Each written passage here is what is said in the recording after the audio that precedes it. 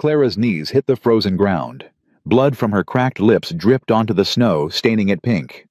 Her fingers, blue and numb, clutched the cast-iron skillet like a dying woman holding her last breath. Behind her, the town of Providence Crossing had already forgotten she existed.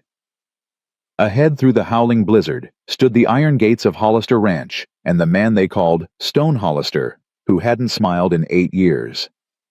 She crawled forward, one hand, one knee, the skillet dragging beside her. If you want to see if Clara survives, subscribe to our channel and stay until the end. Comment below which city you're watching from. We love seeing how far our stories travel. The snow had teeth. Clara felt them biting through the thin fabric of her dress, gnawing at her skin with every gust of wind that swept across the Wyoming prairie. Her boots had given out 2 miles back, the soles splitting clean off, like they'd decided they'd had enough of carrying her. Now her feet, wrapped in strips torn from her own petticoat, left bloody prints in the white. She didn't stop. Stopping meant dying. And Clara Jane Whitmore had decided 3 days ago, somewhere between losing everything she owned and watching the last stagecoach disappear without her, that she wasn't ready to die. Not yet. Not until she'd proven to someone, anyone, that she was worth more than the nothing everyone said she was. The skillet in her hand weighed 12 pounds. She knew because she'd hefted it 1,000 times over 1,000 cook fires in her 28 years of living. Her mother's skillet. Black cast iron seasoned with decades of bacon grease and Sunday suppers and the quiet kind of love that never needed words. It was all she had left.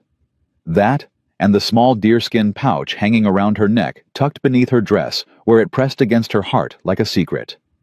Her mother's spices.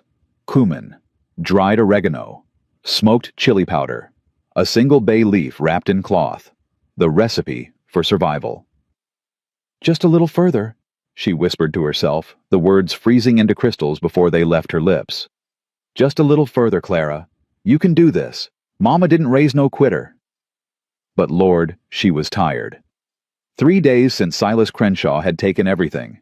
3 days since she'd discovered that the man she was supposed to marry, the man who'd promised her a new life in the West, had been nothing but a snake in a gentleman's suit. He'd stolen her savings, her mother's jewelry, her trunk full of fabrics and threads, and the sewing patterns she'd spent years collecting. He'd left her with nothing but the clothes on her back and her mother's cooking things, which he'd dismissed as worthless frontier junk. Shows what he knew. The town of Providence Crossing had been no better. She'd stumbled in yesterday morning, half frozen, hoping for Christian charity. What she'd found instead was a boarding house madam named Mrs. Harlow, who'd taken one look at her ragged dress and bare fingers and sneered. "We don't take charity cases," the woman had said, her voice sharp as broken glass. "This ain't a poorhouse. You want a roof, you pay. You can't pay, you leave." Clara had tried. God knows she'd tried. She'd offered to work cooking, cleaning, mending, anything, but Mrs. Harlow had laughed in her face. "Work? What work you think I need another mouth to feed? Look at you, skin and bones, probably got consumption or worse. Get out before you infect my paying guests." She'd been thrown out. Literally thrown. Mrs. Harlow's hired man, a thick-necked brute named Carl, had grabbed her by the arm and shoved her down the boarding house steps. She'd landed hard, her skillet clanging against the frozen boardwalk, and by the time she'd gathered herself enough to stand, the door had already slammed shut. The townspeople had watched. Not one had helped. Clara had seen them, the shopkeeper sweeping his porch, the banker's wife hurrying past with her eyes fixed straight ahead, the group of men smoking outside the saloon. They'd all seen a woman thrown into the street like garbage, and they'd all decided it wasn't their concern. That was yesterday. Today, she was walking. Old Mattie, the ancient Crow woman, who lived in a shack at the edge of town, had found her huddled behind the livery stable last night, trying to stay warm next to the horses. Clara had been too frozen to be scared when the old woman appeared out of the darkness like a ghost. "You gonna die out here, girl," Mattie had said, her voice like wind through dry leaves. "Die cold and alone, and the wolves gonna scatter your bones come spring." "Then let them," Clara had answered, too tired to care. "Ain't nobody gonna miss me anyway." Mattie had laughed at that, a dry rattling sound. Self-pity. That's the real killer out here. Freezes the spirit long before the cold takes the body. She'd given Clara a blanket, a piece of dried meat, and a direction. There's a ranch, north of here. Big place belongs to a man named Hollister. They call him Stone. Say he ain't smiled since his wife died. Say he's the coldest man in Wyoming. And you think he's gonna help me? Clara had asked bitter. A cold man helping a stranger. Maddie had smiled then, showing gaps where teeth used to be. Cold ain't the same as cruel girl. Cold is just waiting for something warm enough to melt it. She'd pressed something into Clara's palm, a small bundle of dried herbs. Wild sage, from the old hills. You put this in your cooking, it'll make a man remember what home feels like, even a man who forgot he ever had one. Clara had tried to thank her, but Maddie was already shuffling away into the darkness. Walk north, the old woman called back. Don't stop walking, and when you get to them, iron gates, don't you dare beg. You hear me? You tell him what you can do. A woman who knows her worth don't need to beg. So Clara walked. Through the night. Through the blizzard that rolled in at dawn. Through the wind that tried to knock her flat, and the snow that tried to bury her alive. She walked because stopping wasn't an option. And now, as the weak afternoon light began to fade behind the thick gray clouds, she saw it. The fence.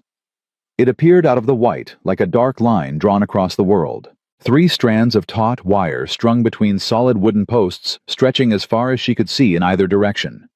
Beyond it, barely visible through the swirling snow, she could make out shapes, buildings, the dark bulk of a barn, the angular silhouette of a house. Hollister Ranch. Clara's legs nearly gave out. She grabbed the nearest fence post to steady herself, the frozen wood burning her bare palm, and she let out a sound that was half laugh, half sob. I made it, she breathed. Lord have mercy, I made it. But making it to the fence wasn't the same as making it inside. She followed the fence line for what felt like hours, her body moving on pure stubbornness now, until she found it the gate. Tall iron gates set into a stone archway, the metalwork twisted into shapes that might have been beautiful if she'd had the strength to look up. Above them, burned into a wooden beam, were 2 words, Hollister Ranch. The gates were closed. Clara stood before them, swaying on her feet. The blizzard howled around her, pulling at her dress, throwing ice into her face. She was so cold she'd stopped shivering, which some distant part of her mind recognized as a very bad sign. She raised her hand, made a fist, and knocked on the iron gate. The sound was pathetic, a weak thump swallowed instantly by the wind. She tried again harder, and this time managed something closer to an actual knock. Nothing. Of course nothing. Who would hear her in this storm? Who would be watching the gates when the whole world was white? Clara felt her legs buckle. She grabbed the gate to keep from falling, her fingers threading through the iron bars, and she hung there for a moment, suspended between standing and collapsing. This is how I die, she thought. Frozen to a rich man's gate like some kind of pitiful decoration. The thought made her angry. It was a small anger, barely a spark in the overwhelming cold, but it was enough to make her open her mouth and scream. Hello! Is anyone there? Please! I need help! The wind tore her words away. She screamed again, louder, her voice cracking. Please, I'll die out here. Someone help me. Nothing.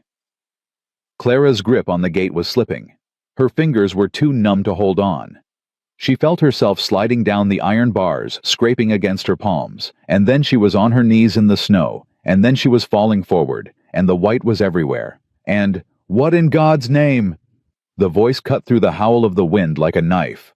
Clara tried to lift her head, tried to see who was speaking, but her body wouldn't cooperate. All she could make out was dark shapes against the white, a figure on horseback, coming fast through the gate that was somehow now open. Get the boss, the voice shouted. We got a woman collapsed at the gates. More voices, more shapes, hands grabbing her, lifting her. The world tilted and spun. Is she dead? She's breathing, barely. What's she doing out in this storm? How the hell should I know? Help me get her inside. Clara tried to speak, tried to say she could walk, she didn't need carrying, She wasn't helpless, but her mouth wouldn't form the words. All that came out was a weak moan. "She's got a skillet." "A what?" "A cast iron skillet. She's holding it. Won't let go." "Just leave it. Bring her to the cookhouse, it's closest." "What about the boss?" "I'll fetch him. You get her warm before she freezes solid." Movement. Cold air replaced by warm. The smell of wood smoke and coffee and something meaty cooking. Clara felt herself being lowered onto something hard, a bench maybe, and then blessed beautiful heat was seeping into her frozen limbs. She still couldn't open her eyes, but she could hear. Footsteps, urgent voices, the clatter of someone stoking a fire, the scrape of a chair being pulled across a wooden floor. Get them rags off her feet. Lord Almighty, she walked here barefoot. Here, wrap her in this blanket. She needs hot water, not too hot or it'll shock her system. Who is she? Does it matter? She's dying. The voices swirled around Clara like the wind outside, but one sound cut through all of them. Heavy footsteps approaching. Deliberate, unhurried. The kind of walk that belonged to a man who expected the world to wait for him. The room went quiet. "What's going on here?" The voice was low and flat, with no warmth in it at all. It reminded Clara of stone, not cold exactly, but utterly solid. Immovable. "Found her at the gates, boss. Collapsed in the snow. Looks like she walked here through the storm." A long pause. "She alive. For now. Won't be for long if she don't warm up proper." Another pause. Clara could feel someone looking at her. The weight of that gaze was almost physical, pressing down on her like a hand. "Who is she?" "Don't know, Mr. Hollister. She ain't said nothing. Can't hardly breathe, let alone talk." Footsteps. Closer now. Clara felt the air shift as someone crouched beside her. "She's holding a skillet." "Yes, sir. We tried to take it, but she won't let go. Even half dead, she's got a grip like iron." Another silence. Long enough that Clara started to wonder if the man had left. Then his voice again, quieter this time. "Her feet are bleeding." "Yes, sir. Walked here through the snow with nothing but rags wrapped around them. Must have come from town, maybe further." "In this storm." "Yes, sir." Clara felt something touch her face. A hand, large and calloused and surprisingly gentle, brushing the ice from her cheek. "Open your eyes." It wasn't a request. It was a command. And somehow, despite everything, despite the cold that had seeped into her bones, and the exhaustion that pressed down on her like a physical weight, Clara obeyed. The world came into focus slowly. First the ceiling rough wooden beams, dark with age and smoke, then the walls cluttered with pots and pans and kitchen implements. And finally, the man crouched beside her.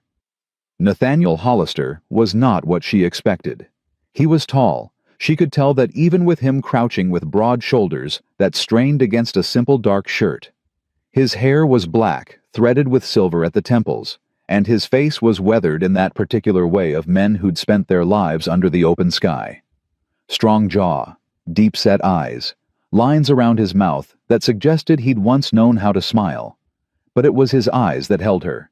They were gray, not the soft gray of morning clouds, but the hard gray of winter steel. Cold eyes, empty eyes. The eyes of a man who'd looked at something terrible once and never quite looked away. Stone Hollister. She understood the name now. "Can you speak?" he asked. Clara's throat felt like she'd swallowed sand. She tried to lick her lips, tasted blood from the cracks. Yes." The word came out as a rasp. Good. His face showed nothing, no sympathy, no curiosity, no warmth. "Who are you?" "C. Clara Whitmore." "Where did you come from?"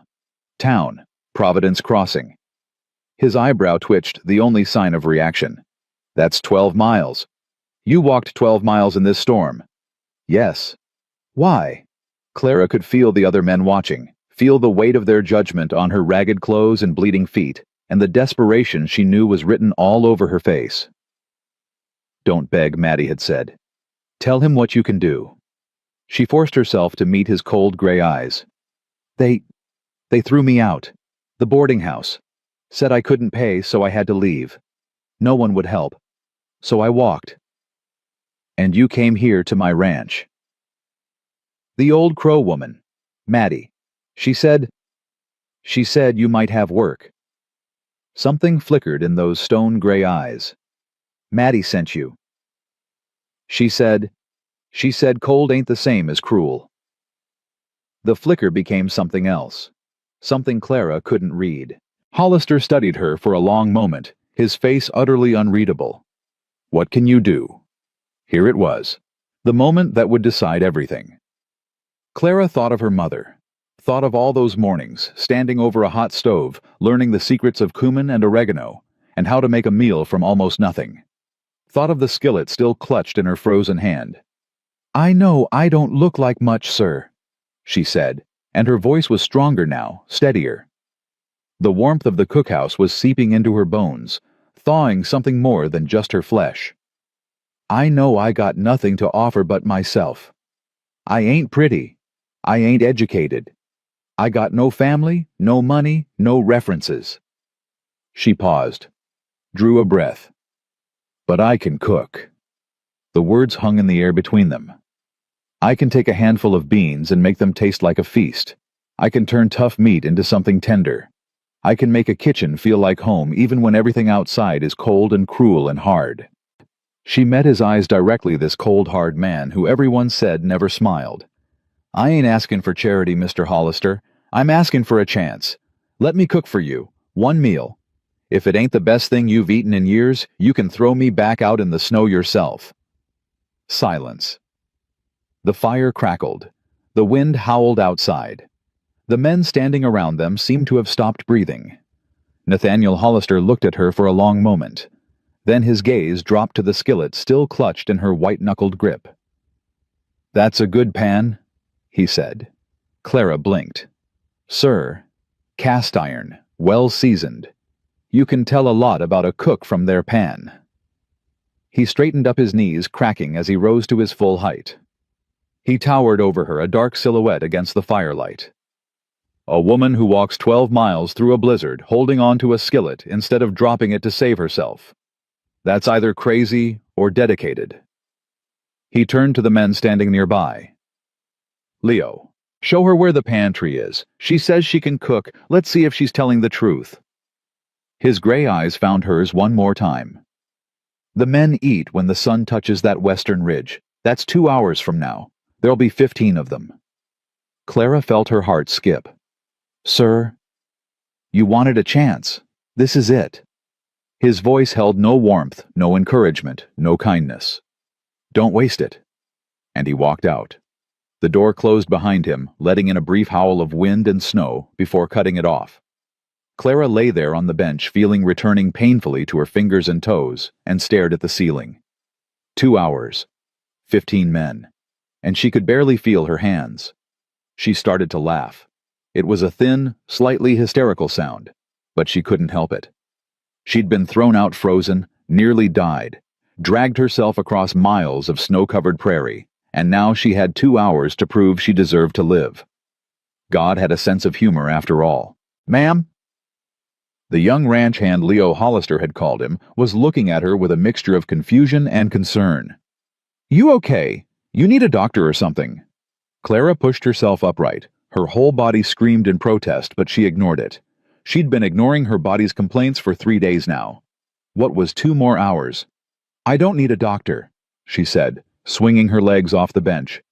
Her feet were agony, but they held her weight. I need to see your pantry. Ma'am, you can barely stand. I can stand just fine. She looked at him, really looked, and saw a young man, maybe 22, with the weathered face of someone who'd grown up hard, but hadn't let it make him mean. What's your name? Leo, ma'am. Leo Carpenter. Well, Leo Carpenter, I just walked 12 miles through a blizzard to get here. I ain't about to let a little thing like frostbitten feet stop me from keeping my word. She held out her hand. Help me up proper and show me where you keep the food. I got work to do. Leo stared at her for a moment. Then a slow grin spread across his face. Yes, ma'am, he said, and took her hand. The pantry was a tomb of salt and necessity. Clara stood in the doorway, her damaged feet throbbing beneath her, and took inventory with eyes that had been doing this since she was 6 years old, standing on a stool beside her mother.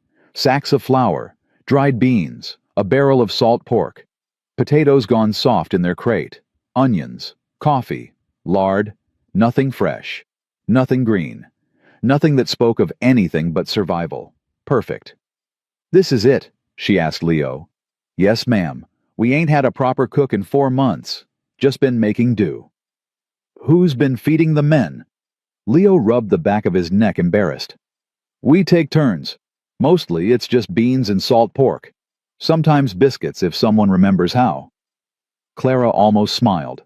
Almost. "Get me water," she said. "As much as you can carry, and stoke that fire until I can feel the heat from across the room." "Yes, ma'am." He hurried off, and Clara allowed herself one moment, just one, to lean against the pantry doorframe and close her eyes. Her whole body was a symphony of pain. Her feet screamed with every step. Her fingers were still stiff and clumsy from the cold. Her head pounded, and her stomach was so empty it had stopped growling hours ago. But she'd been hungry before. She'd been tired before. She'd cooked through worse. "You can do this, Clara Jane. Mama didn't raise no quitter." She opened her eyes and got to work. The first thing she did was build up the fire in the great iron stove until it roared like a living thing. Heat was the foundation. Heat was life. The cookhouse, which had felt merely warm when they'd carried her in, soon became almost hot, pushing back against the frozen world outside. Then the salt pork. She cut thick slabs of it and set them in her mother's skillet, her skillet now to render. The fat would be the foundation of everything. As it began to sizzle and pop, the first real smell of cooking filled the room. It was a simple smell: pork fat and smoke. But Clara watched the men who'd gathered near the cookhouse door, pretending they were just getting warm, pretending they weren't watching her, and she saw their heads turn, saw their nostrils flare. They were hungry, not just in their bellies, but somewhere deeper. She knew that hunger. She'd felt it herself walking through the storm. It was the hunger for something that felt like care, something that felt like home. Leo returned with 2 buckets of water. "What else you need, ma'am?" "Onions, lots of them, and potatoes, and—" She hesitated, her hand going to the deerskin pouch at her chest. "That's all for now." She peeled onions until her eyes streamed tears. But these were good tears, honest tears, the kind that came from work instead of sorrow. She diced them fine, and added them to the rendered pork fat, and the smell that rose up was rich and sweet and impossibly good. The men at the door had stopped pretending. They were openly watching now, their faces caught between suspicion and hope. "Never seen nobody cry that much over onions," one of them said. Old man, grizzled, face like leather left out in the sun. "Good onions are worth crying over," Clara said without looking up. "What's your name?" "Jebediah. Jeb." He stepped closer, drawn by the smell despite himself. "You really think you can feed 15 men with salt pork and onions?" "I ain't done yet." She added the potatoes cut into chunks, added water from the buckets, added salt. Not too much, you could always add more, but you couldn't take it away. Her mother's voice in her head, and then she reached for her pouch. The deerskin was warm from being pressed against her heart. She opened it and breathed in the scent of her mother's legacy: cumin, chili, oregano, the single bay leaf, and the wild sage Maddie had given her. She added them to the pot with hands that trembled slightly. Not from cold this time, but from something else, something sacred. "What's that?" Leo asked, leaning in. "Smells different." Family recipe. She stirred the pot slowly, watching the spices bloom in the hot liquid, watching the color deepen from pale to rich amber. The smell was changing now, becoming something complex and layered and warm. It was the smell of her mother's kitchen in Boston, the smell of Sunday suppers and cold winter nights and love that never needed words. It was the smell of everything she'd lost. And now it was filling this cold, lonely cookhouse in the middle of Wyoming, pushing back against the storm outside like a prayer. "Lord have mercy," Jebediah breathed. "What is that?" Clara didn't answer. She just kept stirring. The stew needed time. That was the secret her mother had taught her. You couldn't rush good food any more than you could rush good love. So while it simmered, she turned her attention to biscuits. Her hands remembered the motions even when her mind was foggy with exhaustion. Flour, lard, salt, water. Mix until just combined. Never overwork the dough or you'll make it tough. Her mother's voice again, patient and kind. She shaped them into rough rounds and set them in a baking pan. The oven was hot enough now. She slid them in and turned back to her stew. You need to sit down. The voice came from behind her. Clara turned to find a man she hadn't noticed before standing in the shadows near the back door. He was lean and quiet, with dark hair and gentle brown eyes, and he moved with a kind of careful grace that reminded her of a deer. "I'm fine," she said. "You're swaying on your feet." "I said I'm fine." The man didn't argue. He just pulled a wooden crate over to the stove and set it down beside her. "For when you change your mind," he said. Then he walked to the prep table, picked up a knife, and started peeling potatoes. Clara stared at him. "What are you doing?" He didn't look up, just kept peeling, his movements slow but precise. "You ain't gonna make it 2 hours standing the whole time," he said. "And these potatoes need peeling anyway." "I didn't ask for help." "Didn't say you did." He still hadn't looked at her, hadn't made a fuss. He was just helping, quietly, without expectation. Clara felt something crack inside her chest. Just a small fracture, but enough to let something warm leak through. "What's your name?" she asked. "Zeke." "Thank you, Zeke." He nodded, kept peeling. She did sit down eventually. Just for a minute, she told herself. Just to rest her feet. But the minute stretched into 5 and then 10, and by the time she stood up again to check the stew, she realized the pain had dulled to something almost manageable. Zeke had finished the potatoes and moved on to chopping more onions. He worked in complete silence, but it wasn't an uncomfortable silence. It was the quiet of two people who didn't need words to understand each other. "You don't talk much," Clara said. Zeke looked up at her then, and something in his expression shifted. He touched his throat and shook his head. "Oh. You can't speak?" He shook his head again. "I'm sorry, I didn't mean—" He held up a hand, stopping her apology. Then he smiled, a small, gentle smile that transformed his whole face, and went back to chopping. Clara watched him for a moment, this quiet man who'd shown her more kindness in 10 minutes than the entire town of Providence Crossing had shown her in a day. Then she turned back to her stew and stirred it with renewed determination. The biscuits came out golden brown, their tops perfectly domed, their bottoms just slightly crisp. Clara broke one open and watched the steam rise, smelled the buttery, yeasty scent of fresh bread. Her mother would have been proud. "Lord Almighty." Jebediah again, his weathered face slack with something like awe. He was staring at the biscuits like they were made of gold. "You can have one," Clara said. "Just one. The rest are for supper." He reached out with a trembling hand and took a biscuit, bit into it, closed his eyes.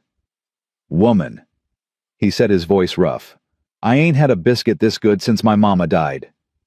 Clara felt tears prick her eyes. Stupid tears. She blinked them away. "Go on now," she said. "Tell the others supper's almost ready."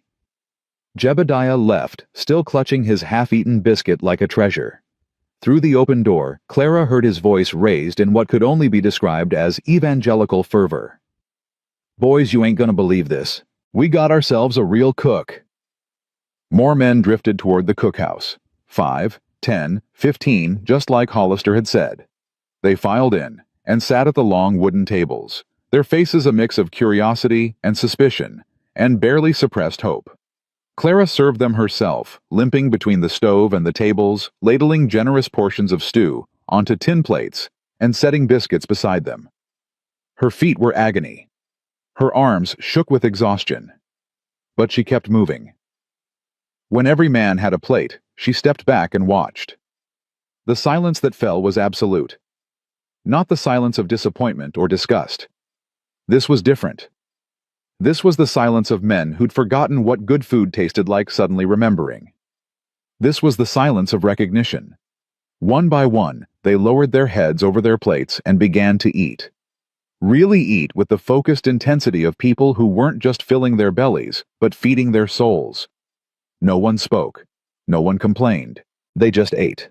Clara watched from her place by the stove, her hands clasped tight to keep them from shaking. This was it. This was the verdict. Everything she'd survived, the betrayal, the abandonment, the frozen miles of prairie, it all came down to this moment. Please, she thought. Please let it be enough. The door opened. Cold air rushed in along with a swirl of snow and the unmistakable presence of Nathaniel Hollister. The men straightened in their seats. The room, which had been filled with the quiet sounds of eating, went utterly still. Even the fire in the stove seemed to dim. Hollister walked to the pot and looked inside. His face showed nothing. Not approval, not disapproval, not anything Clara could read. He picked up a clean plate from the stack beside the stove and served himself a portion of stew. Added 2 biscuits. Then he sat at the head of the main table in a chair the other men had left empty and began to eat. Clara stopped breathing. He ate slowly, deliberately. Each bite was measured, considered, as if he were weighing the food not just for taste, but for something deeper. His face remained a mask of stone. He finished the stew, ate both biscuits, wiped his mouth with a cloth. Then he looked at her, those gray eyes cold as the storm outside. But there was something in them now, something that hadn't been there before. "Who taught you to cook?" Clara's throat was dry. "My mother, sir. She cooked like this." "Yes, sir, better." Something flickered in his expression, almost a smile, but not quite. "Your mother must have been a remarkable woman." The words hit Clara like a physical blow. She felt tears threatening again and forced them down with sheer will. "She was, sir." Hollister nodded once, a single deliberate dip of his chin. "Leo." The young ranch hand jumped to attention. "Yes, sir.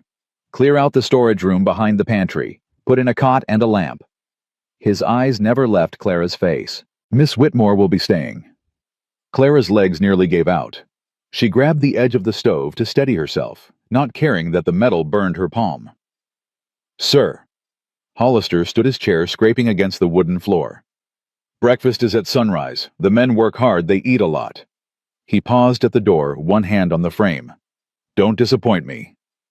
And then he was gone, swallowed by the storm outside. The room erupted. The men were talking all at once, congratulating her, praising the food, asking questions she couldn't quite follow through the fog of exhaustion and relief that suddenly descended on her. Ma'am, you okay?" It was Leo. His young face creased with concern. Clara realized she was still gripping the stove, her knuckles white, her whole body shaking. "I'm fine," she said, or tried to say. The words came out slurred, barely audible. "You need to rest. Come on, I'll show you. The dishes. I have to." "We'll do the dishes." This from Jebediah, who had risen from his seat and was already gathering plates. "You cooked. We clean. That's how it works now." Clara wanted to argue. She wasn't used to people helping her, taking care of her. But her body had finally reached its limit. 3 days of walking, freezing, starving, and then 2 hours of cooking on feet that felt like raw meat. It all came crashing down at once. Zeke appeared at her side. He didn't say anything, couldn't say anything, but he offered his arm steady and strong. Clara took it. He helped her to the small storage room Leo had cleared out. It was barely bigger than a closet, smelling of dust and dried herbs, but there was a narrow cot with a blanket on it, and a small oil lamp on a crate beside it. It was the most beautiful room she'd ever seen. "Thank you," she whispered. Zeke nodded. His dark eyes were warm with something that might have been understanding. He pointed to the lamp, then to her, then made a motion like closing his eyes. "Sleep." "I will," she promised. He left, pulling the door softly closed behind him. Clara stood alone in the tiny room, the sounds of men cleaning dishes drifting through the thin walls. She looked at the cot, at the blanket, at the lamp that cast a small warm circle of light. She had a place. She had a chance. Tomorrow she would have to prove herself again. And the day after that. And the day after that. One meal at a time, one day at a time, until she'd earned her place here for good. But that was tomorrow. Tonight, for the first time in 3 days, she knew where she would sleep. She knew she would be warm. She knew she would be safe. Clara sank down onto the cot, still clutching her mother's skillet. The cast iron was warm from cooking, and she held it against her chest like a child holding a stuffed toy. "I made it, Mama," she whispered into the darkness. "I made it." And then finally, she let herself cry. Not the quiet tears of earlier, but great racking sobs that shook her whole body. She cried for her mother, dead 2 years now. She cried for the life she'd lost to Silas Crenshaw's lies. She cried for the townspeople who'd watched her thrown into the street and done nothing. But mostly she cried from relief. The storm still raged outside. The future was still uncertain. She was still a stranger in a strange place, surrounded by men she didn't know, dependent on the mercy of a man they called Stone. But she had survived. She had cooked. And tomorrow, she would do it all again. Clara curled around her mother's skillet, pulled the rough wool blanket up to her chin, and let the exhaustion finally claim her. Her last thought before sleep dragged her under was of Hollister's gray eyes and the almost smile that had flickered across his face. Cold ain't the same as cruel, Maddie had said. Maybe the old woman was right.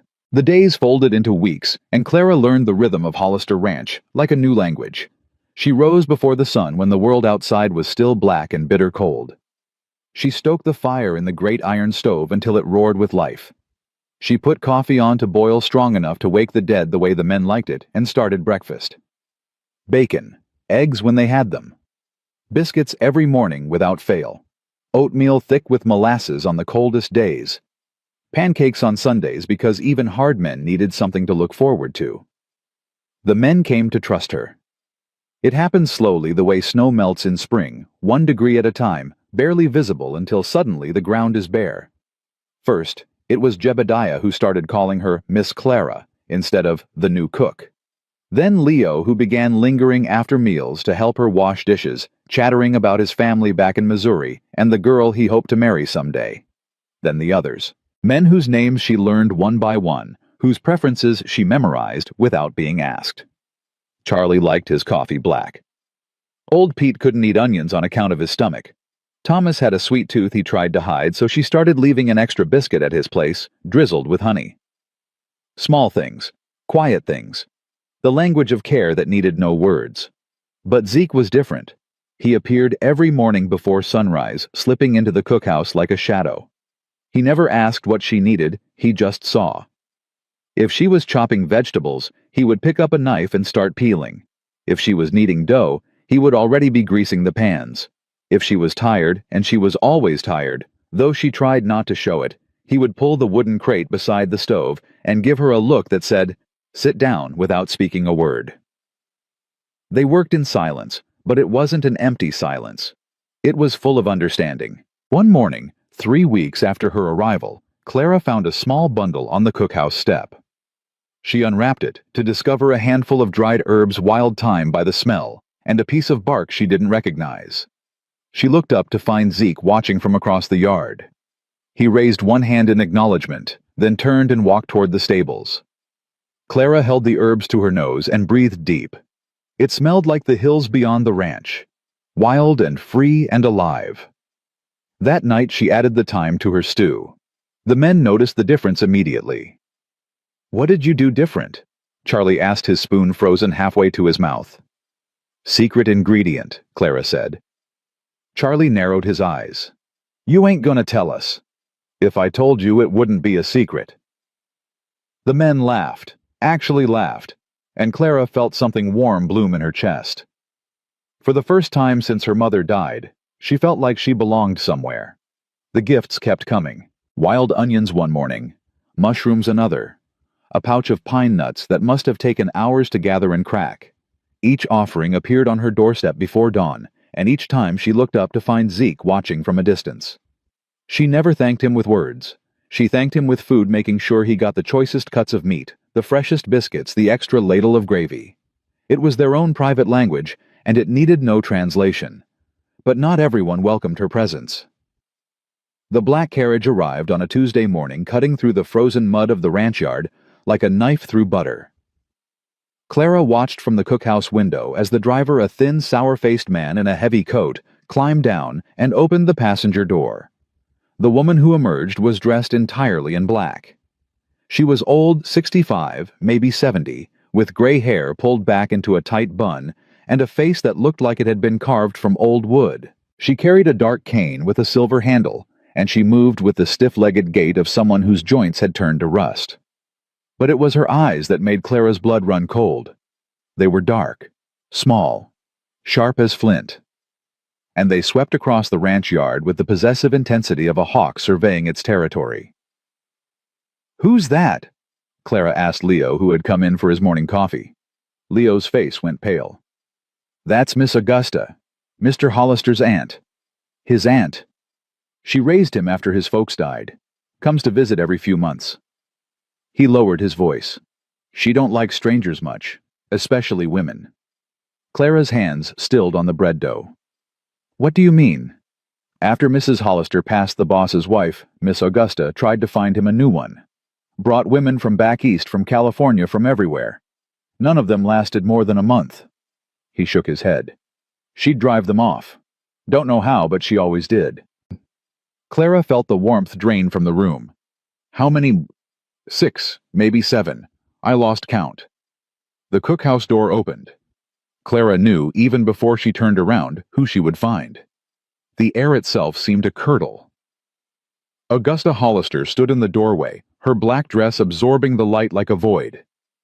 Her cane tapped once against the floor, a deliberate, commanding sound. "So," she said, and her voice was like dry leaves scraping against stone. "This is the drifter my nephew has seen fit to install in my kitchen." Clara wiped her hands on her apron and turned to face the woman. "Ma'am." "I didn't ask you to speak."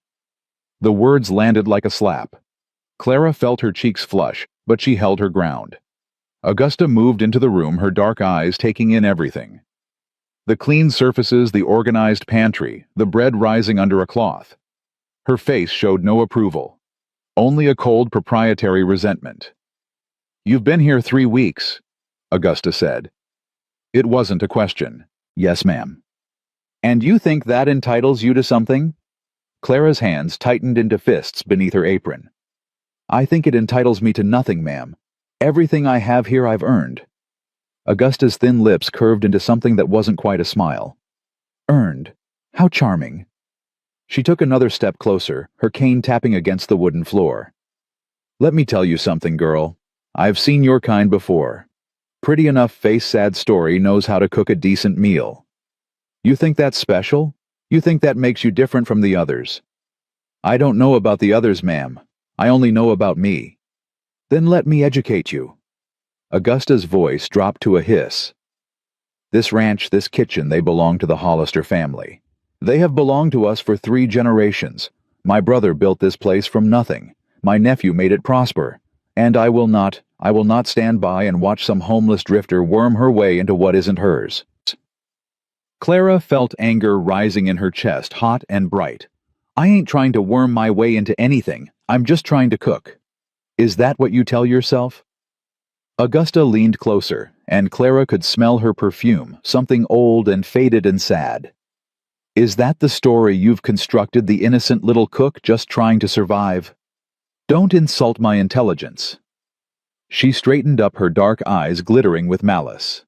"I know what you're after. I've seen it 6 times before. You think if you stay long enough, if you make yourself useful enough, my nephew will look at you the way he used to look at his wife. You think you can take her place. Don't interrupt me." The cane struck the floor with a sharp crack. Elizabeth was a saint. She was kind and beautiful and good, and she gave Nathaniel a daughter, and when the fever took them both, it took the best part of him with them. What's left is mine to protect, and I will protect it from opportunists like you with my dying breath. Clara stood frozen, her heart pounding, her mind racing. She wanted to shout, She wanted to defend herself. She wanted to tell this bitter old woman that she hadn't asked for any of this, that all she'd wanted was a chance to survive, not to steal anyone's place or anyone's heart. But the words wouldn't come. Augusta seemed to take her silence as surrender. She smiled a cold, triumphant thing and turned toward the door. "Enjoy your time here, Miss Whitmore. It won't last long." The door slammed behind her. Clara stood alone in the cookhouse, trembling. The bread dough lay forgotten on the table. The fire crackled in the stove. Outside, she could hear the sounds of the ranch horses, nickering men shouting the eternal wind. She wanted to cry. She wanted to run. She wanted to pack her skillet and her spice pouch and walk back out into the snow and never look back. But she didn't. She picked up the bread dough. She started kneading.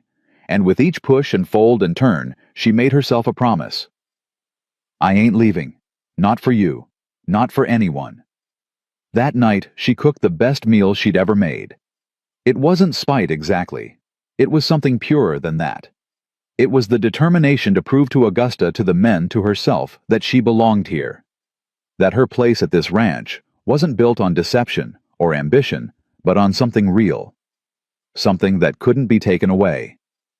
She made roast beef slow-cooked until it fell apart at the touch of a fork. She made mashed potatoes, whipped with butter and cream. She made gravy thick with pan drippings and herbs. She made apple pie for dessert, the first pie she'd attempted since arriving, with a crust so flaky it shattered at the first bite. The men ate in stunned silence. Even Augusta, who had taken her place at the head of the table beside Nathaniel, couldn't hide her reaction. Clara watched her take a bite of the pie. Watched something flicker across that hard, bitter face. Surprise, maybe, or grudging acknowledgement. But it was Nathaniel's reaction that mattered. He ate slowly, as he always did, deliberately. But when he finished his slice of pie, he looked up and caught Clara's eye across the room. "This is good," he said. 2 words. Flat and simple. But from a man who barely spoke at all, they meant everything. Augusta's face went tight. "It's adequate." "It's good," Nathaniel repeated, and there was something in his voice, a quiet firmness that silenced any further argument. Clara ducked her head to hide her smile. The battle lines had been drawn. The weeks that followed were a war of attrition. Augusta did not attack directly again. She was too clever for that. Instead, she waged a campaign of subtle cruelties, a pointed comment here, a dismissive glance there, questions about Clara's past, designed to humiliate and expose. "Where did you say you came from, Miss Whitmore?" "Boston, ma'am." "And what brought you all the way out here?" "I was supposed to be married." "Supposed to be? How interesting. What happened to the fortunate groom?" Clara's hands tightened on the dish she was washing. "He turned out to be a liar and a thief. He took everything I had and left me with nothing." Augusta's eyes glittered with something like satisfaction. "How careless of you, to be so easily deceived." "Yes, ma'am, I reckon it was." She refused to rise to the bait, refused to show weakness. Every cruel comment she absorbed, every pointed question she answered with quiet dignity. She would not give Augusta the satisfaction of breaking her, but it was hard. Lord, it was hard. The hardest part was watching Augusta with Nathaniel. She hovered around him like a shadow, controlling his schedule, managing his correspondence, inserting herself into every aspect of his life. And Nathaniel let her. He seemed almost passive in her presence, as if the stone-cold rancher became someone smaller, someone diminished whenever his aunt was near. Clara didn't understand it. This was a man who commanded 40 ranch hands with a look. A man whose word was law across 1,000 acres of Wyoming territory. How could he let one bitter old woman control him so completely? The answer came on a night when the wind was howling and the snow was falling thick enough to bury a man standing still. Clara was cleaning up after dinner when she heard voices from the main house, raised voices, which was unusual. She moved to the cookhouse window and peered out. The door to the main house was open, light spilling out into the darkness. She could see 2 figures silhouetted against the glow, Augusta and Nathaniel, and though she couldn't make out the words, she could hear the tone. Augusta's voice was sharp, accusing. Nathaniel's was low, defensive. Then Augusta said something, a single sentence that carried clearly through the cold night air. "You killed them, Nathaniel. You killed my Elizabeth and my great niece. And if you think I'll let another woman take her place, you're as mad as you are guilty." Silence. Clara watched Nathaniel's silhouette sag, as if someone had cut the strings that held him upright. He didn't argue, didn't defend himself, just stood there absorbing the blow. Then the door closed and the light disappeared. Clara stood in the darkness of the cookhouse, her heart breaking for a man she barely knew. He blames himself. He's been carrying that guilt for 8 years, and she uses it to control him. The realization changed everything. Augusta wasn't just a bitter old woman protecting her territory. She was a jailer keeping Nathaniel locked in a prison of guilt and grief. And as long as he believed he deserved to be punished, he would never break free. Clara thought about what Maddie had said. Cold ain't the same as cruel. Cold is just waiting. Waiting for something warm enough to melt it. Maybe that was her purpose here. Not just to cook. Not just to survive. But to offer something warm to a man who'd been frozen for 8 years. It was a dangerous thought. The kind of thought that could get her heart broken. But Clara had never been good at playing it safe. The next morning she made Nathaniel's favorite breakfast biscuits and gravy with extra sausage and served him personally instead of letting him serve himself. He looked up at her surprised. "You didn't have to do that." "I know." She met his gray eyes and held them. "I wanted to." Something shifted in his expression. Just for a moment, the stone cracked, and she caught a glimpse of the man underneath, tired, lonely, desperately wanting to feel something other than guilt. Then the wall came back up. "Thank you," he said, and looked away.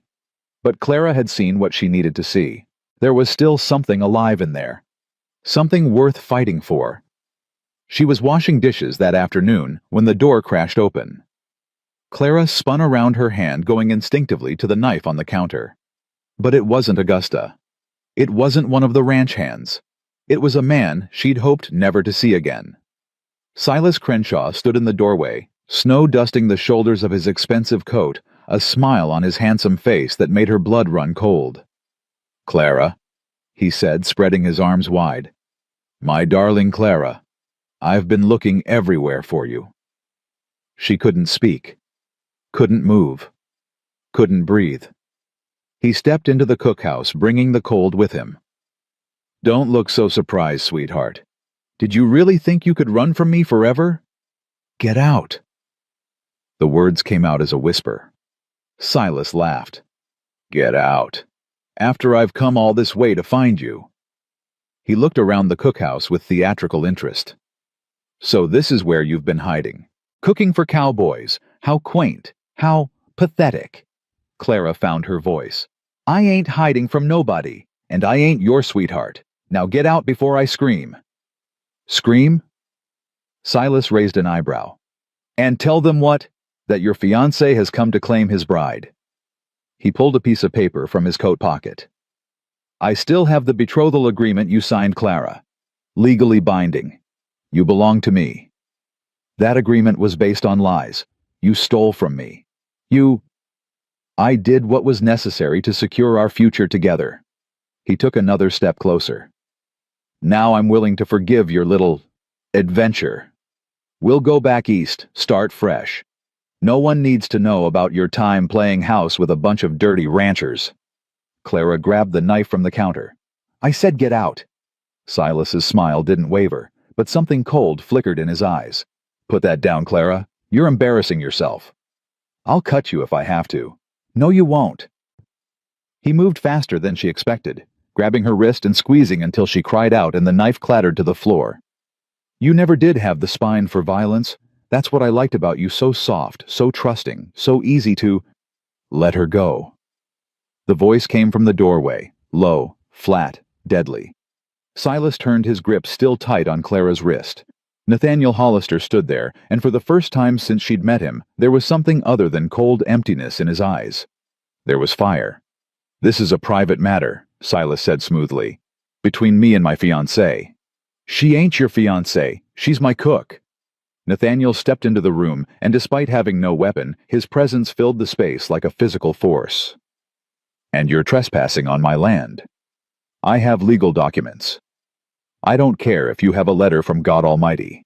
You put your hands on a woman in my house. That ends one of two ways: you walk out, or you get carried out." Silas hesitated. Clara could see him calculating the odds, the risks, the potential rewards. He was a coward at heart. She'd known that even when she'd believed she loved him. He released her wrist. "This isn't over," he said, straightening his coat. "I have connections in this territory, powerful connections. You'll be hearing from me, Hollister. I'll be waiting." Silas shot Clara one last look, a promise of future pain, and then he was gone, disappearing into the swirling snow. Clara's legs gave out. She would have hit the floor if Nathaniel hadn't caught her.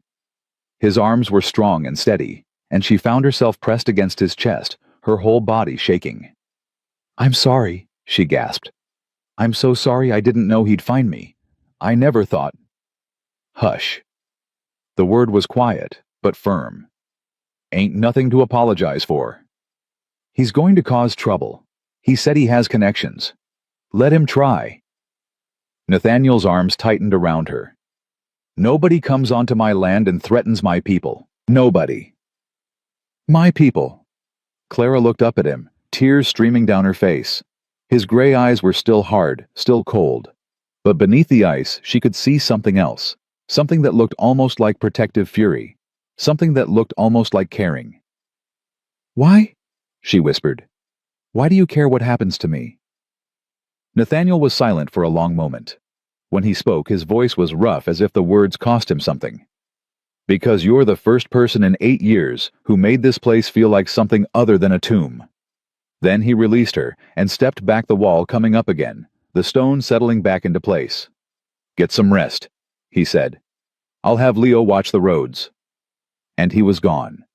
Clara stood alone in the cookhouse, trembling. The wind howled outside.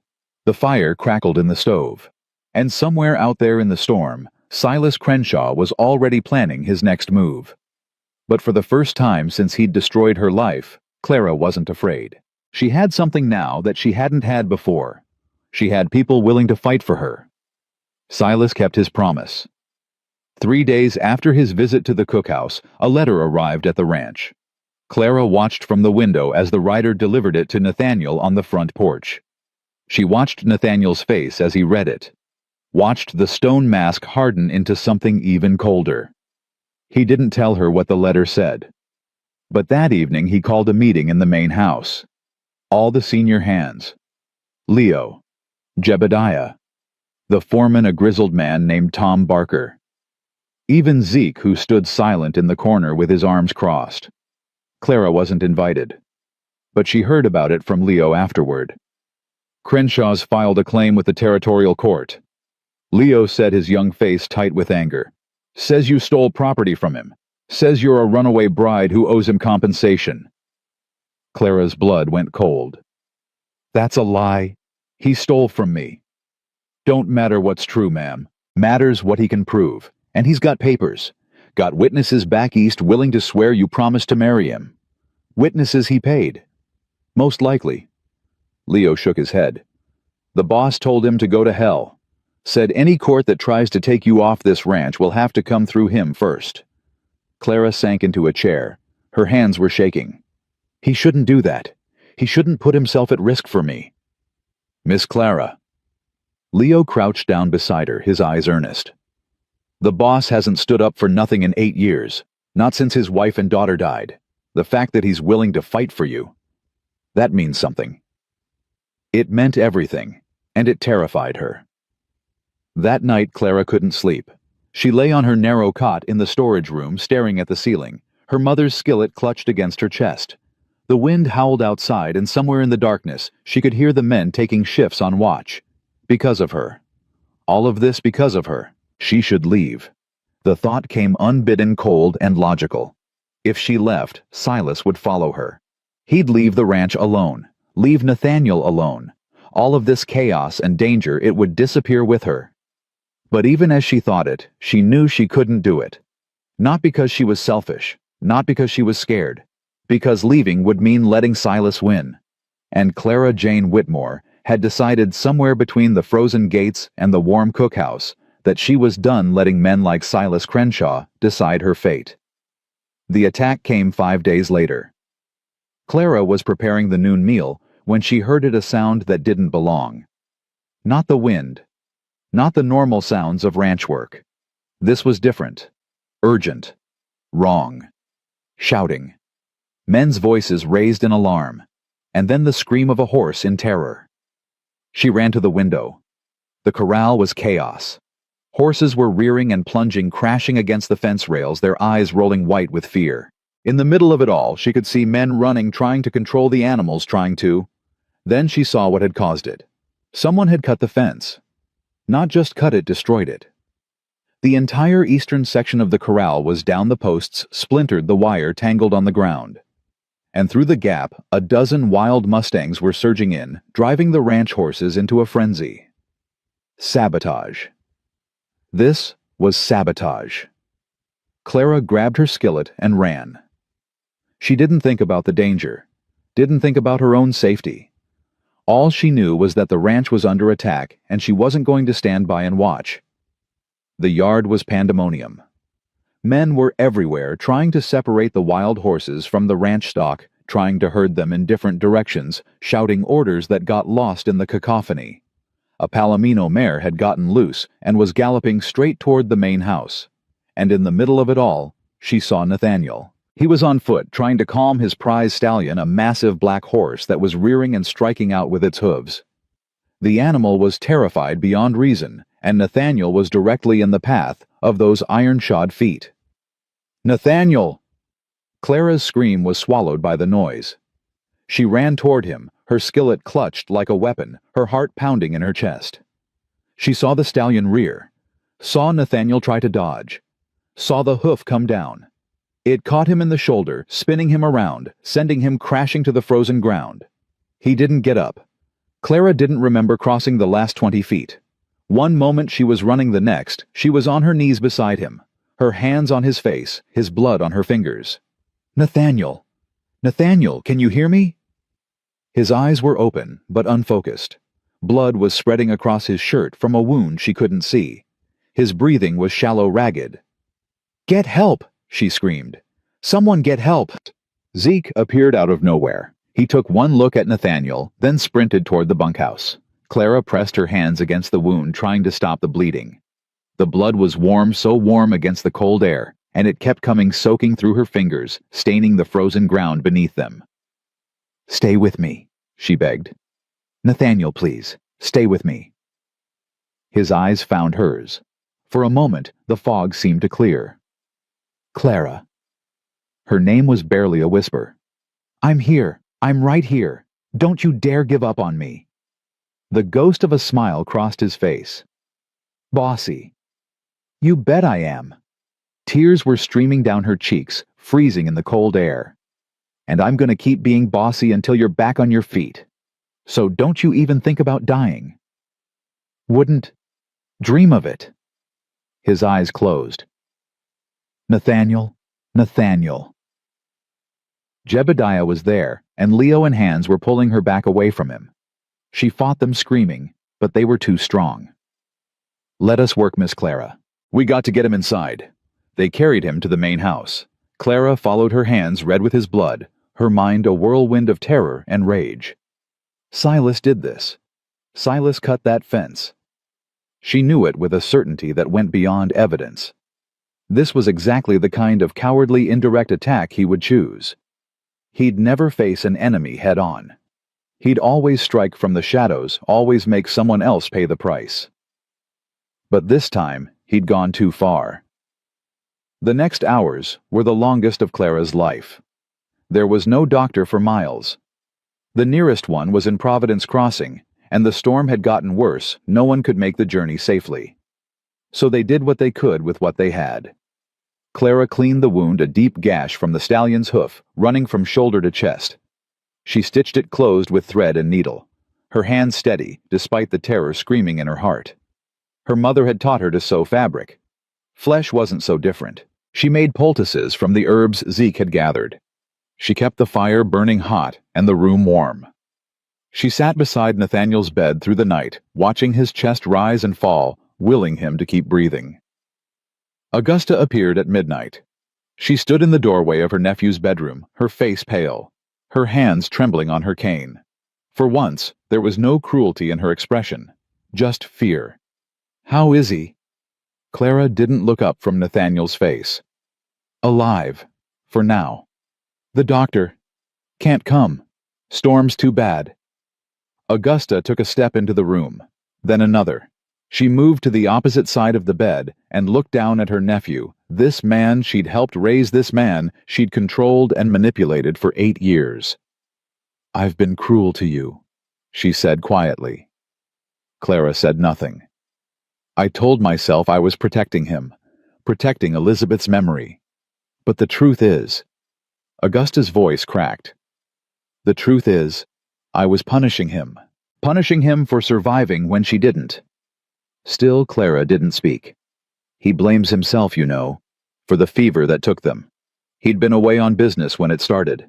By the time he got back, Elizabeth was already gone. Little Sarah, my great-niece, she held on for 3 more days. He sat by her bed the whole time watching her fade away. Augusta's hand reached out trembling to touch Nathaniel's face. He told me once that Sarah's last words were, "Daddy, I'm cold," and nothing he did could make her warm. A tear tracked down the old woman's weathered cheek. He's been trying to stay cold ever since, because if he lets himself feel, he has to feel that. Clara finally looked up. Why are you telling me this? Augusta met her eyes. Because I was wrong about you. I thought you were trying to take Elizabeth's place, but that's not it, is it? You're not trying to replace anyone. You're just warm. She looked back at Nathaniel. He needs that. I was too broken to give it to him. Too angry. Too lost in my own grief. Her voice dropped to a whisper. But you're not broken, Miss Whitmore. Not yet. Don't let this world break you. Clara felt tears spilling down her cheeks. I don't know if I can save him. Then just stay with him. Augusta reached across the bed and for the first time touched Clara's hand. Don't let him be cold when he wakes up. If he wakes up. Neither of them said it. Neither of them needed to. Augusta left. Clara stayed. The night stretched on endless and dark. Clara held Nathaniel's hand and talked to him about nothing, about everything. About her mother and the spice pouch. About Boston and the dreams she'd had before Silas destroyed them. About walking through the blizzard and seeing the ranch gates and knowing somehow that this was where she was supposed to be. You saved me, she whispered. That first day. You could have turned me away. You should have turned me away. But you didn't. His hand was limp in hers. His face was pale waxy in the lamplight. So you don't get to die. You hear me. You don't get to save my life and then just leave. That ain't fair. That ain't... Her voice broke. She pressed his hand against her cheek, feeling the rough calluses against her skin. Please, she breathed. Please, come back. The hours crawled by. Clara dozed in her chair, jerking awake every few minutes to check his breathing, his pulse, the bandage on his chest. The fire burned low. The storm howled outside. And then, just before dawn, Nathaniel opened his eyes. Clara. She bolted upright, her heart slamming against her ribs. I'm here. I'm right here. He looked at her, really looked, and for the first time since she'd met him, there was no wall, no stone. Just a man stripped bare by pain and fever, looking at her like she was the only thing in the world that mattered. You stayed. Of course I stayed. She was crying again. She didn't care. You think I'd let you die without telling you what a stubborn, pig-headed, impossible man you are? That ghost of a smile again. Bossy. You already said that. Bears repeating. She laughed a wet, broken sound that was half sob. How do you feel? Like a horse stepped on me. That's because a horse did step on you. Ah. He tried to shift position and winced. That explains it. Clara's hands were on his face, his chest checking his temperature, checking his wound. You scared me half to death. Don't ever do that again. I'll try. His hand came up slowly, painfully, and covered hers. Clara. What? Thank you. For what? For not letting me be cold. She stared at him. He knew. Somehow through the fever and the pain he'd heard Augusta's words. He knew.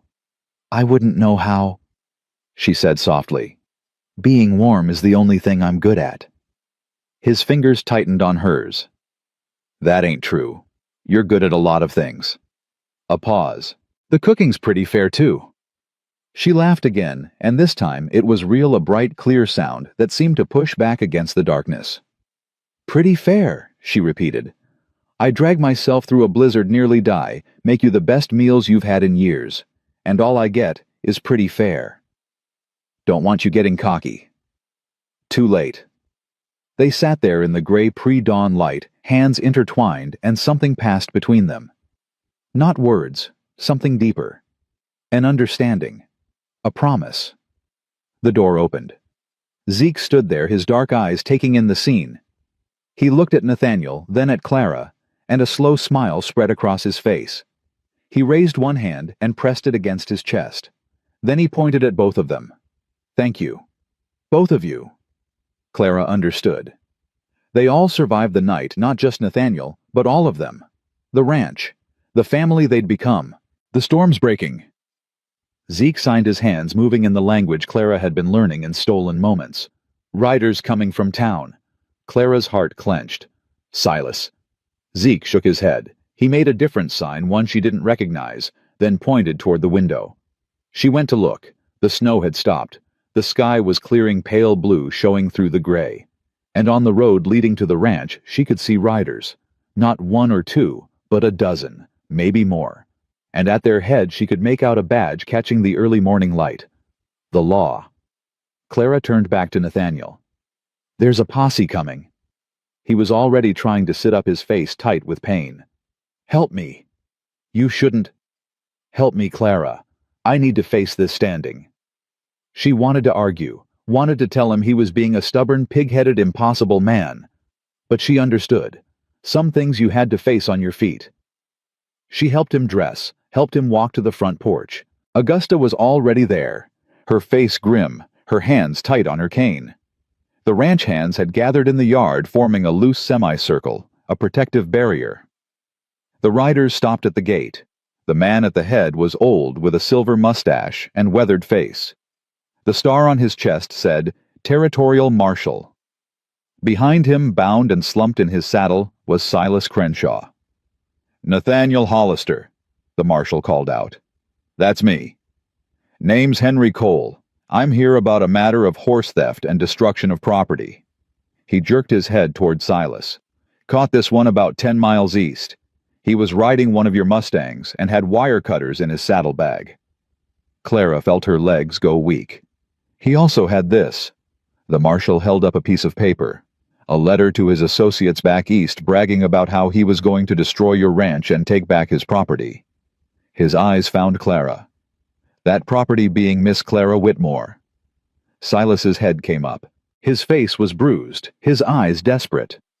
She belongs to me. We had an agreement. Shut your mouth. The marshal's voice was flat. I've seen your agreement. I've also seen the sworn statements from witnesses in Boston saying you forged most of it. He looked at Nathaniel. This man has outstanding warrants in 3 territories. He's a swindler, a thief, and now a saboteur. Whatever claim he had on Miss Whitmore died the minute he cut your fence. Clara couldn't breathe, couldn't speak, could only stand there watching justice unfold like something from a dream. The marshal tipped his hat. We'll be taking him to stand trial. My apologies for the trouble he's caused. Marshal. Nathaniel's voice was steady, despite the pain he must be feeling. Thank you. Just doing my job. Cole gathered his reins. Miss Whitmore, you're free to go wherever you please. No one has any legal claim on you. Free. The word echoed in Clara's mind as the posse rode away, taking Silas with them. She was free, truly free. For the first time in months, no one was hunting her. No one was threatening her. No one had any power over her at all. She turned to Nathaniel. He was leaning heavily against the porch railing, his face pale, but his eyes were bright. Looks like you're stuck with me, she said. Looks like. He reached out and took her hand. Right there in front of Augusta and the ranch hands and God and everyone. I can think of worse fates. Augusta made a sound that might have been a laugh. For heaven's sake, Nathaniel, just tell the girl you want her to stay. I want you to stay, he said, his gray eyes fixed on Clara's face. Not as my cook, not as an employee, as... He hesitated, searching for words. As whatever you want to be. Clara looked at him, this cold, hard man, who had shown her warmth when no one else would. This broken man, who had started to heal. How about we start with partner, she said, and see where it goes from there. His hand tightened on hers. I can work with that. From somewhere in the gathered crowd, Jebediah let out a whoop. The other men started cheering, slapping each other on the back, their faces split with grins. Augusta shook her head, but she was smiling, actually smiling. I suppose this means I'll have to be civil. It means, Clara said, that we're all going to figure out how to be a family, together. The old woman's eyes glistened. I suppose I can try. Zeke appeared at Clara's side. He touched her shoulder, then signed something she didn't quite catch. What did he say? She asked Leo. Leo was grinning. He said the kitchen needs a new sign. Something with your name on it. Clara felt warmth spread through her chest. Tell him I'd like that. She looked out at the snow-covered ranch, at the broken corral that would need mending at the main house, that would need healing at the people who had become her family. She'd come here with nothing but a skillet and a spice pouch. She'd found something worth more than gold. The weeks after Silas's arrest passed like a fever breaking. Nathaniel healed slowly, his body mending in the way of men who'd spent their lives working the land stubborn and steady. Clara changed his bandages every morning, checking for infection, monitoring the wound that ran from shoulder to chest like a jagged river. He never complained, not once. But she caught him watching her sometimes when he thought she wasn't looking. Those gray eyes that had once been cold as winter steel now held something warmer. Something that made her heart do strange things in her chest. She pretended not to notice. There would be time for that later. Right now, there was a ranch to rebuild.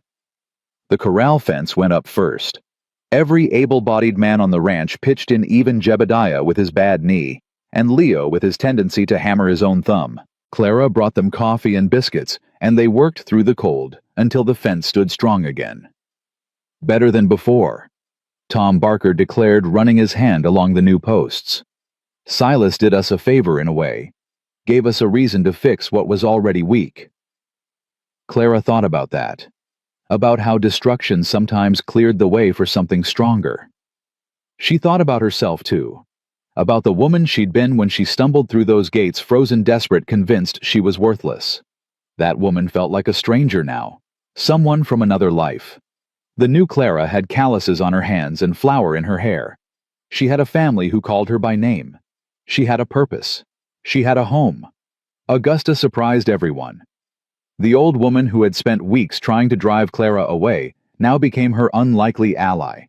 It started small, a nod of approval when Clara served a particularly good roast, a grudging compliment on her biscuits.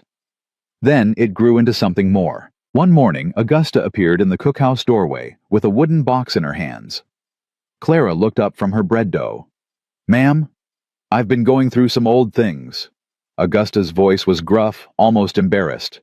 Found these in a trunk. They belonged to Elizabeth. She set the box on the table and opened it.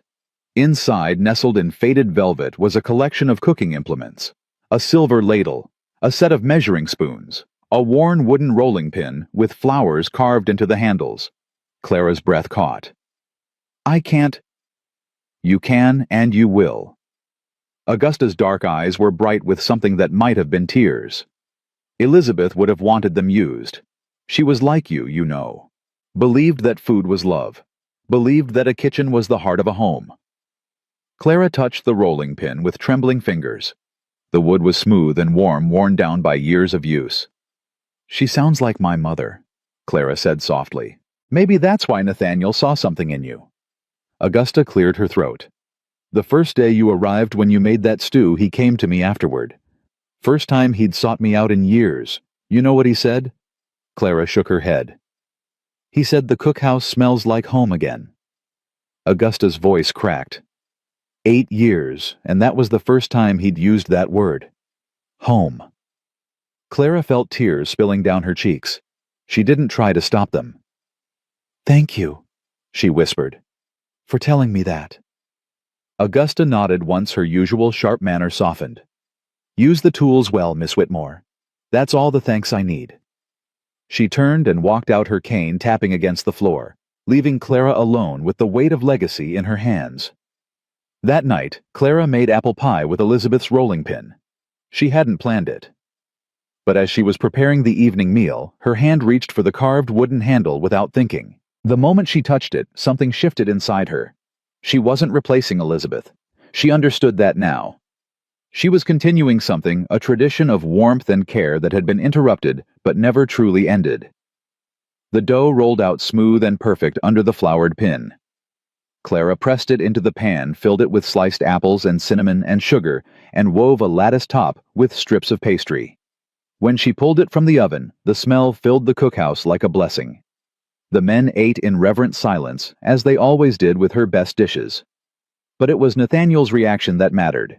He took a bite of pie, stopped, looked at her with an expression she couldn't read. "Where did you get that rolling pin?" Clara's heart stuttered. "Augusta gave it to me. It was Elizabeth's. I'm sorry, I should have asked." "No." He shook his head. "No, don't apologize." He set down his fork and stood up, his movements slow and careful. He walked around the table until he was standing in front of her. "My wife used to make this pie," he said quietly. "Every Sunday. She said the secret was in the rolling. You had to use a light hand, let the dough breathe." Clara nodded. "My mother said the same thing." "I haven't tasted anything like it in 8 years." His gray eyes searched her face. "Until tonight." Clara didn't know what to say. Didn't know if there was anything to say. Nathaniel reached out and took her hand. His palm was rough with calluses, his fingers strong and sure. "I've been cold for a long time, Clara. Told myself I deserved to be. That letting myself feel anything would be a betrayal." His voice dropped lower. "But you walked through that blizzard with nothing but a skillet, and you've been thawing me out ever since. I don't know how to thank you for that."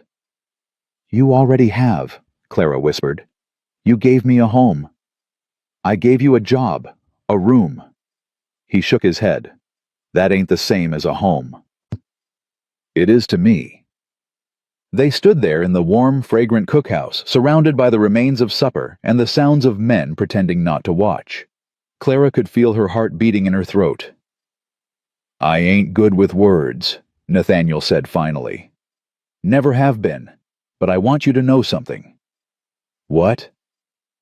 "That first day when you said you weren't worth much, I knew you were lying. I could see it in your eyes. Could see you were worth more than you believed." Clara felt tears threatening again. "Nathaniel, let me finish." His hand tightened on hers. "I've watched you for weeks now. Watched you work until your hands bled. Watched you stand up to my aunt. Watched you face down that snake Crenshaw without flinching. And I've realized something." "What?" "You ain't just worth something, Clara Jane Whitmore. You're worth everything." The tears came, then streaming down her face. She didn't try to hide them. "That might be the most words you've ever said at once," she managed. The corner of his mouth twitched. "Don't get used to it." "I wouldn't dream of it." He pulled her closer slowly, giving her time to pull away. She didn't.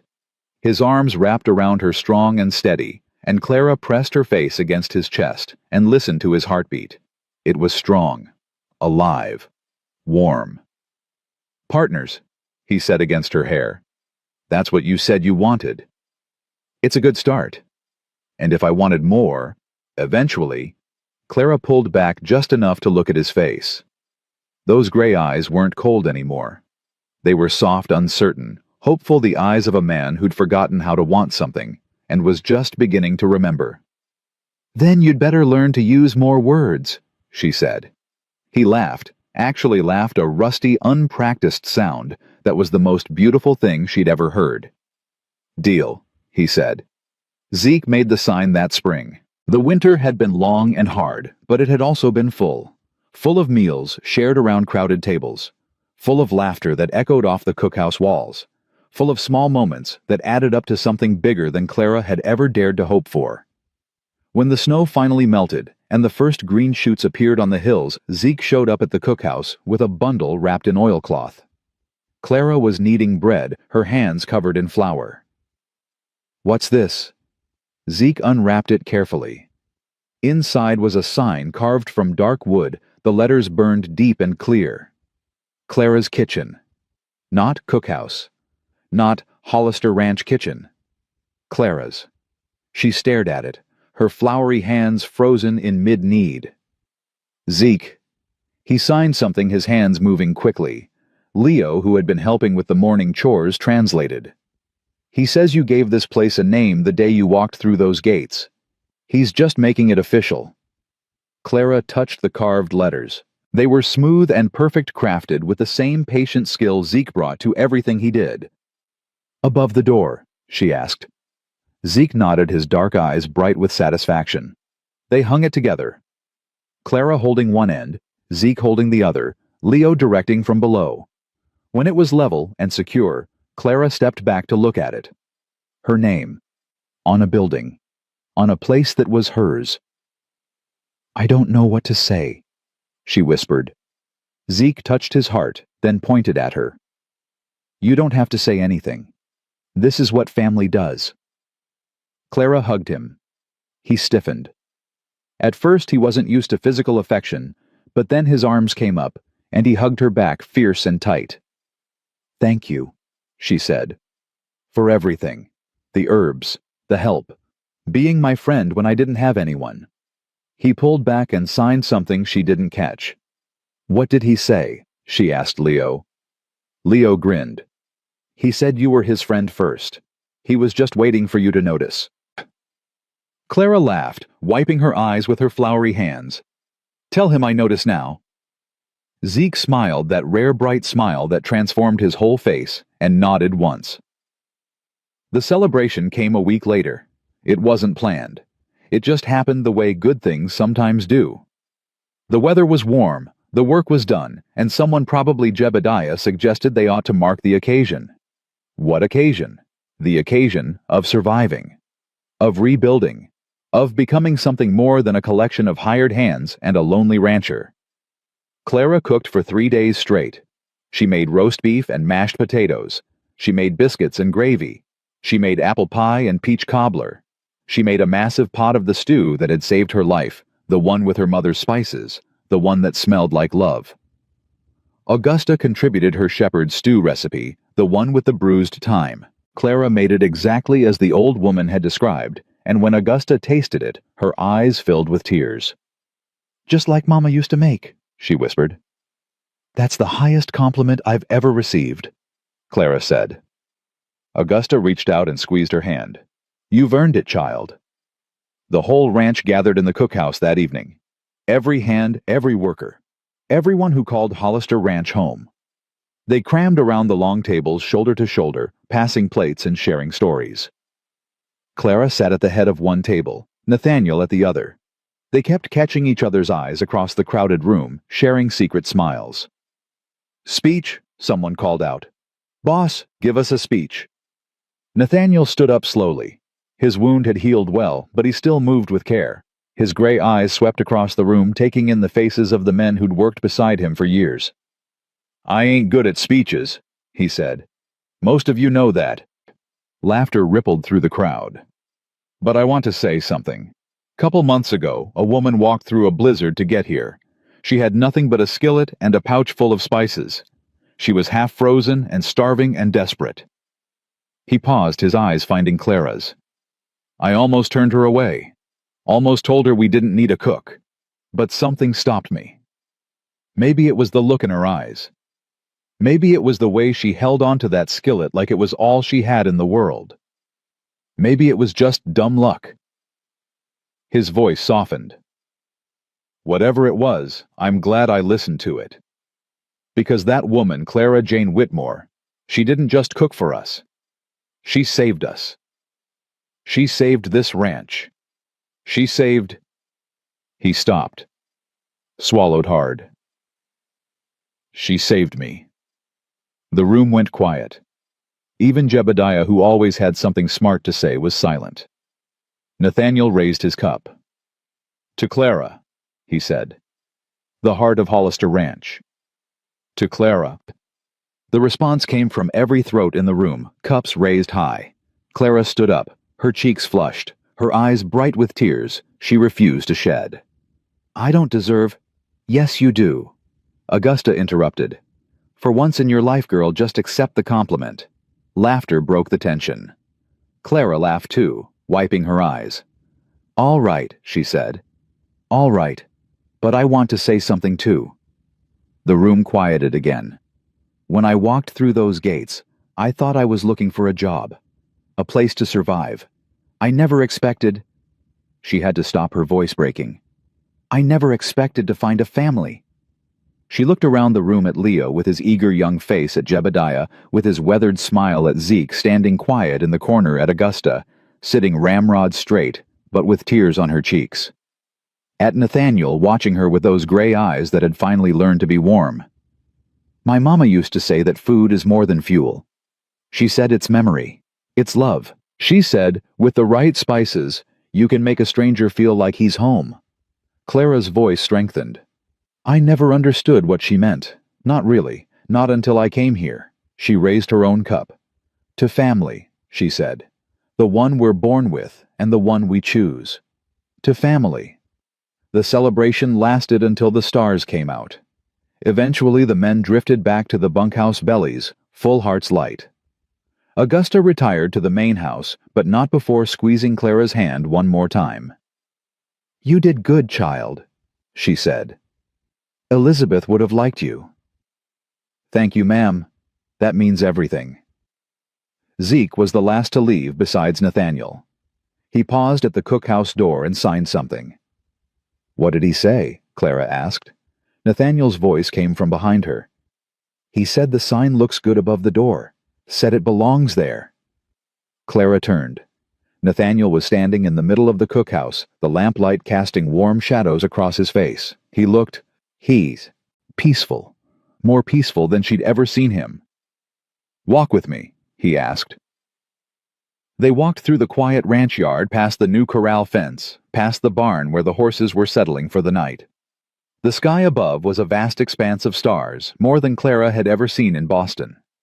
They stopped at the gate, the same iron gate where Clara had collapsed in the snow all those weeks ago.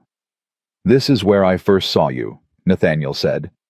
"Frozen half to death, clutching that skillet like your life depended on it." "My life did depend on it. That skillet and those spices, they were all I had." And now, Clara thought about the question.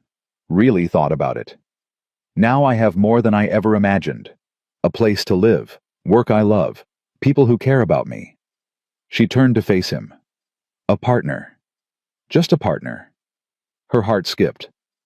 "What else would you call it?" Nathaniel stepped closer, close enough that she could see the flecks of silver in his gray eyes, the faint scar on his chin, the way his mouth curved when he was trying not to smile. "I'm still learning to use more words," he said, "but I've been thinking about some." Such as? "I was dead before you came here, walking around running a ranch, going through the motions, but dead inside. You brought me back to life." Clara's breath caught. "Nathaniel, let me finish. I ain't good at this, and I might not get the courage again." He took her hands in his. "I spent 8 years punishing myself, telling myself I didn't deserve happiness, didn't deserve love, didn't deserve anything but cold, and lonely, and empty." His thumbs traced circles on her palms. "Then you showed up with your skillet and your spices and your stubborn refusal to give up. And you showed me that cold ain't the same as strong, that shutting people out ain't the same as protecting yourself, that it's possible to honor the dead without joining them." He lifted one hand to her face, cupping her cheek. "I can't promise I'll be easy to live with. I'm stubborn and moody, and I'll probably forget to use my words more often than not. But I can promise I'll try, every day, for as long as you'll let me." Clara leaned into his touch. "That sounds like a proposal." "I suppose it does." His voice was barely a whisper. "Is that a problem?" Only if you expect an answer right now. I'll wait. He smiled a real smile, one that reached his eyes. I've gotten good at waiting. Clara reached up and covered his hand with hers. You won't have to wait long, she said. She kissed him. It wasn't dramatic. It wasn't passionate. It was soft and gentle and full of promise, the first warmth of spring after a long, hard winter. When they finally pulled apart, Nathaniel rested his forehead against hers. Partners, he asked. Partners, she agreed, and maybe eventually something more. I can work with that. They stood there at the gate, wrapped in each other's arms, while the stars wheeled overhead, and the wind carried the smell of warm bread from Clara's kitchen across the quiet ranch. She had come here with nothing. She had found everything. And for the first time in her life, Clara Jane Whitmore knew exactly where she belonged. Not because of the sign above the cookhouse door, not because of the partnership papers Nathaniel would eventually file with the territorial office, not because of the ring that would one day rest on her finger. Because home wasn't a place. Home was the people who made you feel warm when the world outside was cold. Home was choosing to stay when leaving would be easier. Home was the smell of bread baking and coffee brewing and family gathering around a table. Home was here. Home was now. Home was forever. Thank you so much for listening to our story. If you enjoyed it, please let us know in the comments where you're watching from in the world. We love seeing how far these tales travel. Don't forget to subscribe to our channel, and if you'd really like to support us, please hit that like button to help this story reach more hearts. Until next time, may your kitchens be warm and your tables full.